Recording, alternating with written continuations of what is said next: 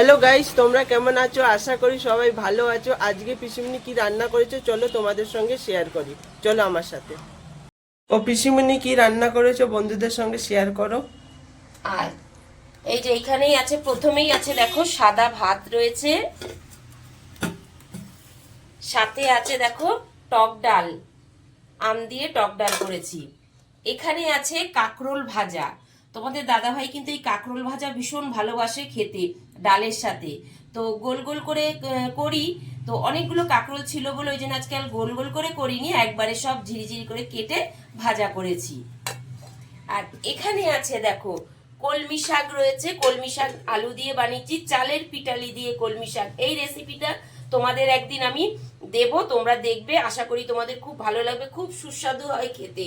কলমি শাক তো অনেক রকম ভাবে খেয়েছো তোমরা, ভাজা খেয়েছো, বড়া খেয়েছো, কিন্তু এই চালের পিঠালি দিয়ে একবার করে খেয়ে দেখবে, অসাধারণ লাগে খেতে। চলো, এখানে আছে আলু দিয়ে চিকেন কষা। কেমন হয়েছে কালারটা দেখো। আর সঙ্গে আছে দেখো পেঁপের চাটনি। এই দিয়ে আমরা সকলে মিলে আজকে খাওয়া দাওয়া করব। অনেকটা বেলা হয়ে গেছে, তোমরাও সবাই খেয়ে নাও। সবাই ভালো থাকো, সুস্থ থাকো। আজকের মতন এইটুকুনি থাক, টাটা।